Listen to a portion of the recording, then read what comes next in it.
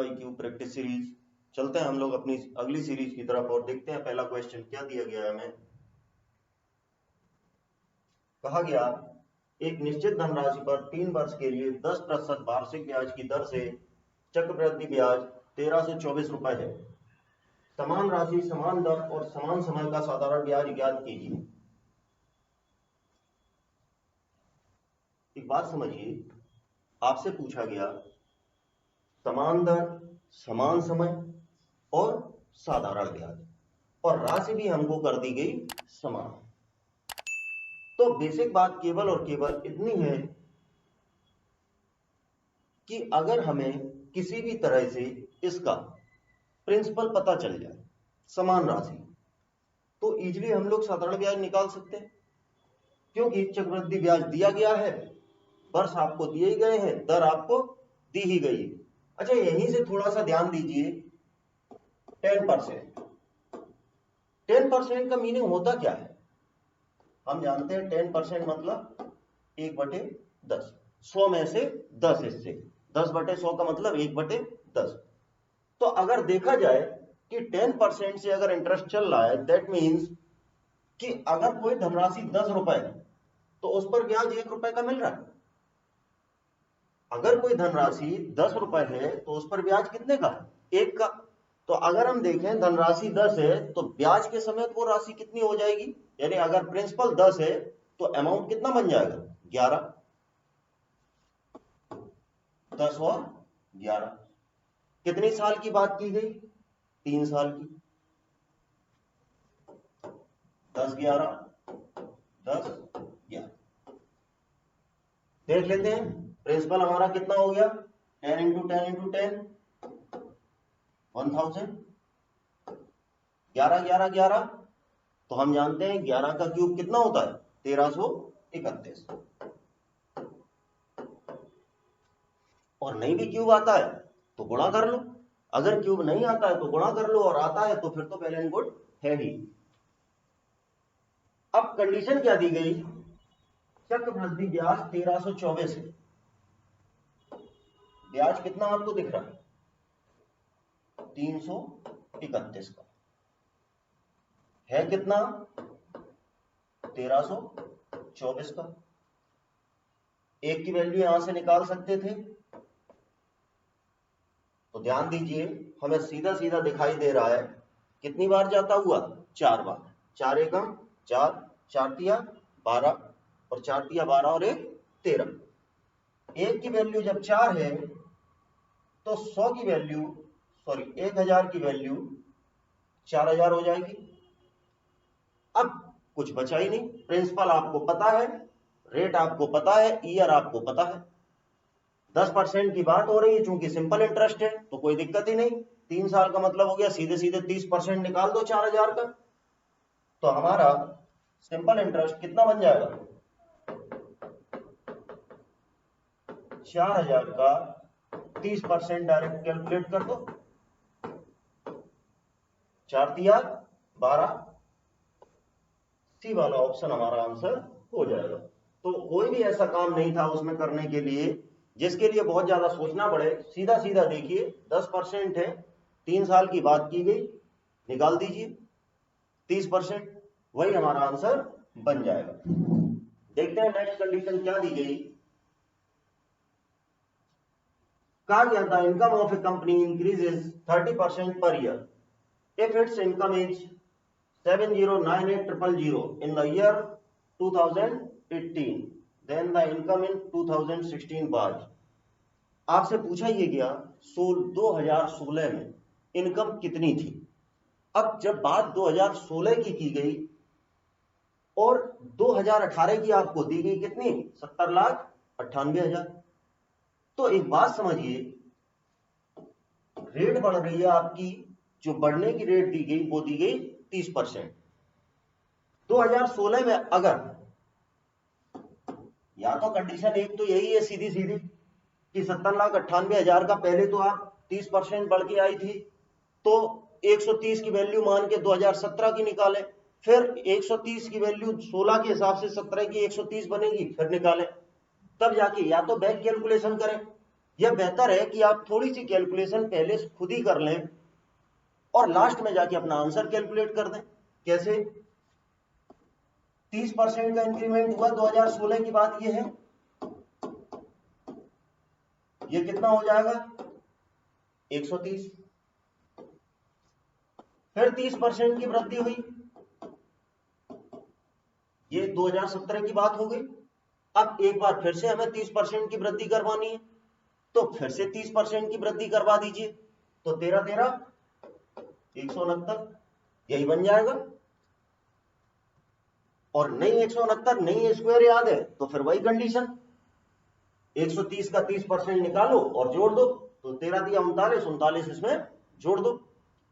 हमें पता चल गया कि 2016 में अगर 100 होती तो 2018 में 169 हो जाती इंक्रीमेंट के बाद, और 2018 की आपको कंडीशन दे ही दी गई, तो हमें दिख रहा है कि 169 की वैल्यू आपको सीधी सीधी दी गई 70,98,000। एक की वैल्यू हम लोग निकाल सकते थे 70,98,000 अपॉन 169, और कटता हुआ दिख रहा है हमें किससे? 13 से। भाग दे दो इसमें 13 का, तो कितना बन जाएगा? 5 बार ये गया 59 बचा, 52, 13 छंग 78, और 3 बार लगा दीजिए 0। फिर से 13 से जा रहा है क्या? तो बिल्कुल जाता हुआ दिख रहा है। 52, 2 बचे, 13 दूनी 26, 42,000। अब बात वही है कि हमें वैल्यू पता चल गई एक की, लेकिन पूछा क्या गया? 2016 में आय थी, और 2016 की आय हमने कितनी मानी है? 100। जब एक की वैल्यू आपको पता है तो 100 मानने में क्या दिक्कत? 2 जीरो ही दो और बढ़ाने, बढ़ा दो, और कोई आंसर ही हमारा मिल रहा है तो देख लो बी वाला ऑप्शन यही आंसर हो जाएगा। तो कोई कंडीशन नहीं है, या तो आप बैक कैलकुलेशन करिए, तो 2018 से पहले 17 में आइए, फिर 17 से 16 में जाओ, तो बेल एंड गुड कंडीशन है, आप सीधे सीधे 100 मानकर एक बार में 16 से 18 तक चले जाइए, 18 की वैल्यू सीधी मिलके डायरेक्ट कैलकुलेशन हो जाएगी। दोनों ही तरीके से बिल्कुल वही आंसर आएगा, कोई दिक्कत नहीं है। अब ये आपके ऊपर डिपेंड है कि आप किस प्रकार से करना चाह रहे हैं, या तो आप कैलकुलेशन अगर थोड़ी लेंथी करना चाह रहे हैं तो बैक कैलकुलेशन करते जाइए, और नहीं तो एक बार में कैलकुलेट कर दीजिए। देखते हैं नेक्स्ट कंडीशन क्या दी गई। जब सिंप्लीफिकेशन का दे दिया गया तो कोई दिक्कत ही नहीं है, हम जानते हैं क्या लगाना है इसमें, BODMAS means bracket of divide, multiplication, addition और सब्सट्रैक्शन। सीधे आ जाइए, ब्रैकेट का मतलब कितना हो गया? 9 5 14। अब ऑफ में आ जाओ यहीं पर, 24 गुणे 6। भाई ऑफ का मतलब क्या होता है? इनटू, या तो आप अभी गुणा कर दें तो 144 हो गया, और डिवाइड बाई 4 कर दें, या फिर 24 गुणे 6 बटे 4 कर दो, तो ये कुल मिलाकर कितना बन जाएगा? 144 बटे 4 जब करेंगे तो 12, और 4 से 24, ये वाला पार्ट बन गया कितना? 36 इंटू 12। ये तो यहां सॉल्व हो गया, 14 माइनस 2, और बीच में साइन किसका? प्लस का। ये कैलकुलेशन यही हो गई। अब इसमें जब आप 24 में 8 का भाग दे रहे हो तो ये तो कंडीशन सीधी सीधी खत्म, ये बचा 3 माइनस 2 प्लस 3। सॉल्व कर दीजिए इसी को, तो 12 6 72, 7 36 और 7 43, 432 प्लस 12 डिवाइड बाई -6 प्लस 3 -3। ये हमारा कितना बन जाएगा? तो 32 और 12 44, 444 बटे 3 माइनस का, डिवाइड कर दीजिए, कितना आता हुआ दिख रहा है? माइनस का 3 एकम 3, 1 बचा 12, और 3 24, 148। ऑप्शन नंबर ए यही हमारा आंसर हो जाएगा। तो जब बात सिंप्लीफिकेशन की ही गई है तो सीधा सीधा बॉड मास अप्लाई करिए, कोई भी दिक्कत नहीं। देखते हैं नेक्स्ट कंडीशन। दिया गया हमें तीन संख्याएं ए बी सी का औसत 63 है। जैसे ही बात औसत की देखी, सबसे पहला बात जो हम लोगों के दिमाग में आती है, औसत वर्ड को देखते ही जो हमारे दिमाग में आता है वो क्या आता है कि average equals to sum of observation upon number of observation. तो लगा दीजिए, इस हिसाब से a plus B plus C total कितना हो जाएगा 63 इंटू 3 हो जाएगा। अब कहा आपसे क्या गया, यदि पहली संख्या a बी और सी के योग का 3/4 है। ए के बारे में आपको दी गया बी और सी के योग के 3/4 के बराबर है, यही हमें दिया गया। दैट मीन्स 3/4 बी प्लस सी।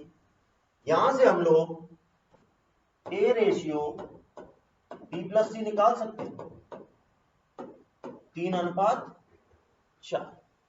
कोई दिक्कत तो है नहीं। आ जाइए कंडीशन पे, ए प्लस बी प्लस सी। एक तो ये कंडीशन बन रही है 189, एक तो ए प्लस बी प्लस सी की कंडीशन ये बन रही है, और हम लोगों के रेशियो के हिसाब से अगर हम लोग ए प्लस बी प्लस सी की कंडीशन देखें तो कितनी बन रही है 7 बन रही है। 3 + 4 7, और 7 की वैल्यू अभी हमें दिखाई दी कितनी है 189। अब एक बात समझिए, अभी तक इसमें हम लोगों ने कुछ नहीं किया, जो हमें क्वेश्चन ने दिया था बस केवल और केवल हम वही लिखते जा रहे हैं। बचा हुआ अपनी तरफ से अभी तक कोई भी इसमें गणित भाग नहीं किया। a प्लस बी प्लस सी का औसत हमें दिया गया था, हमने टोटल निकाल लिया। a बराबर 3/4 BC हमें दिया गया था, तो हमने केवल a/BC निकाल लिया। इसके अलावा तो अभी तक कुछ किया ही नहीं है। अगर 7 की वैल्यू 189 है तो 1 की वैल्यू कितनी हो जाएगी 17, सॉरी 27। अगर 7 की वैल्यू 189 है तो 1 की वैल्यू कितनी हो जाएगी 27, 27 सत्ते 189। पूछा क्या गया, पहली संख्या a है, a की वैल्यू 3 है। 3 की वैल्यू हम लोग निकाल सकते थे, 27 इंटू 3 81, यही हमारा आंसर हो जाएगा। भाई कैलकुलेशन है, दिमाग से करते समय अब कैलकुलेट आप सही कर लेते हैं लेकिन निकल कुछ और जाता है, कोई ऐसा इश्यू उसमें नहीं। सीधा सीधा a की वैल्यू हमने फाइंड कर ली। देखते हैं हम लोग अपनी नेक्स्ट कंडीशन को क्या दिया गया है। अच्छा, ये जो कंडीशन दी गई इसमें ऐसा कुछ दिया ही नहीं गया जो सॉल्व करने के लिए लगे कि हाँ भाई ये भी करने लायक कुछ चीज है। अगर ध्यान दीजिए, क्वेश्चन की केवल और केवल लैंग्वेज तो बहुत लंबी दे दी गई, पर क्वेश्चन में ऐसा कुछ नहीं दिया गया कि उसको इजीली सॉल्व ना किया जा सके। आप लैंग्वेज लंबी देखकर अगर आप डर जाएं तो इसमें किसी की गलती नहीं है, इसमें सिर्फ आपकी खुद की गलती है, क्योंकि लैंग्वेज लेंथी देना ये तो ऑलरेडी किया ही जाता है। लैंग्वेज तो जानबूझकर लंबी क्वेश्चंस में दी ही जाती है, लेकिन इसका मतलब ये नहीं कि आप क्वेश्चन को देखकर टेंशन में आ जाएं। केवल और केवल क्वेश्चन को पढ़ें, अपने आप आपको चीजें दिखेंगी है क्या। ए बी सी 3 बॉक्स दिए गए, गेंदों का अनुपात दिया गया आपको कितना 5, 7 और 11। एक और चीज दी गई, बॉक्स में गेंदों की कुल संख्या 92 है, ये दिया गया। टोटल संख्या बॉक्स में 92 है, हमारे हिसाब से टोटल कितना हुआ बनता हुआ दिख रहा है आपको 11 7 18, 18 5 23। 23 की वैल्यू आपको दे दी गई 5, तो यहां से 1 की वैल्यू आपको कितनी दिख रही है 4। यहां से अब हम लोग अपनी जो गेंद है एक्चुअली तीनों बॉक्सेस में वो निकाल सकते हैं। भाई जब आपको 1 की वैल्यू मालूम है तो 5 की वैल्यू, 7 की वैल्यू और 11 की वैल्यू निकालने में कोई भी दिक्कत नहीं। तो नई कंडीशन अगर आप देखें तो ABC में जो एक्चुअल बॉल्स हो गई, ये हो गई 20, ये हो गई 28 और ये हो गई 44। अब समझते हैं अगली कंडीशन को। 4 गेंदों को B से A में ट्रांसफर किया गया, दैट मीन्स B में 4 गेंदें कम हो गई और A में 4 बढ़ गई, यही तो हुआ। फिर कहा गया 8 गेंदों को C से A में ट्रांसफर किया गया, 8 गेंद C से A में लिया प्लस 8 और कर दो। पूछा क्या गया, तीनों बक्सों में गेंदों का नया अनुपात क्या है, देख लीजिए। 8 4 12 20 32, 28 में से 4 हटा दो 24, 44 में से 8 घटा दो 36। और क्या आपको ये किसी से कटते हुए दिख रहे हैं, तो 4 से कटते हुए सीधे सीधे दिख रहे हैं, 8 6 9, यही हमारा आंसर बन जाएगा ऑप्शन नंबर 8 6 9 बी वाला।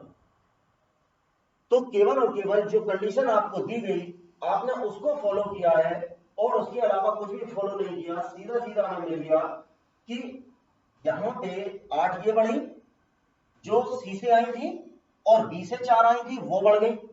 तो अगर B से 4 निकाली गई है तो B में 28 में से 4 हटा दो तो 24 बची और यहां 44 में से 8 घटा दो 36 बची, यही हमारा नया अनुपात है। अब जो तीनों में हमें कॉमन दिख रहा है हमने केवल उस कॉमन को हटा दिया, तो 4 हमें तीनों में कॉमन दिख रहा था तो 4 से डिवाइड कर दिया, तो 32 में 4 का भाग दिया 28 वो 8, 24 में 4 का भाग दिया 6 और 36 में 4 का भाग दिया तो 9, और देख लिया यही हमारा ऑप्शन नंबर बी था और यही हमारा आंसर भी है। देखते हैं नेक्स्ट कंडीशन क्या दी गई। कहा गया कंक्रीट में बजरी के 9 भाग, बजरी के 9 भाग दे दिए गए आपको, रेत के 2 भाग और चूने के 6 भाग। चूने के लिए सी लिख दो, अब वैसे तो यहां सैंड और लाइम लिख लेते तो वो कोई ऐसी दिक्कत नहीं थी, और अब जब कर दिया है तो यही सही है। इसके 6 भाग, बजरी रेत और कम चूने के। अब कंडीशन क्या दी गई, टोटल है 136 किलो, रेशियो में ये है। अगर हम लोग अपने रेशियो के हिसाब से टोटल देखें 9 2 11 11 6 17, हम लोगों के रेशियो के हिसाब से टोटल जो है वो है 17, और क्वेश्चन के हिसाब से जो क्वेश्चन में कंडीशन दी गई है उसके हिसाब से टोटल है 136। तो हम कह सकते हैं कि ये जो टोटल है ये 136 के इक्वल है। कर दीजिए इसको 136 के इक्वल, यहां से हम एक की वैल्यू अपनी फाइंड कर लेंगे और जैसे ही हमें एक की वैल्यू मिल जाएगी हम तुरंत अपनी जो भी चीज पूछी गई, बजरी के बीच में कितना अंतर है, रेत और बजरी के बीच में कितना अंतर है, तो यहां पे देख लो रेत और बजरी के बीच में आपको कितने का अंतर दिख रहा है, 7 का। और जब आपको रेत और बजरी में 7 का अंतर दिख रहा है तो सीधी सी बात है कि 7 की वैल्यू निकालनी है। कर दीजिए यहां से, तो 17 8 136, एक की वैल्यू कितनी आ गई 8। पूछी कितने की गई, बजरी और रेत में अंतर 7 का, 7 की वैल्यू पूछी गई 8 into 7 दैट मींस 56, और यही हमारा आंसर हो जाएगा एक बार। तो कुछ भी अपनी तरफ से नहीं किया गया, जो क्वेश्चन ने कहा था सिर्फ और सिर्फ हमने उसको फॉलो किया है, उसके अलावा और कुछ नहीं किया। 17 की वैल्यू 136, 1 की वैल्यू 8, तो 7 की वैल्यू 56, बस इतना किया था कि हमने रेशियो में ही डायरेक्ट अंतर देख लिया था। या तो फिर ये करो आप पहले 9 की वैल्यू निकालो फिर 2 की निकालो फिर दोनों का डिफरेंस करो, बेहतर था कि हमने रेशियो में ही सीधा सीधा डिफरेंस चेक कर लिया था और उतने की ही वैल्यू निकाल ली थी।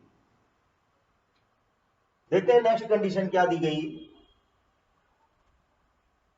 कहा गया, अच्छा ये क्वेश्चन बेहद तो इजी है और बहुत ही अच्छा क्वेश्चन भी है। एक ट्रक 35 किलोमीटर प्रति घंटा की गति से 140 किलोमीटर की दूरी तय करता है,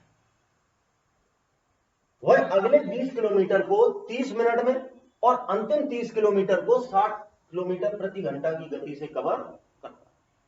ट्रक की औसत गति बताइए। हम जानते हैं जब बात एवरेज स्पीड की जाती है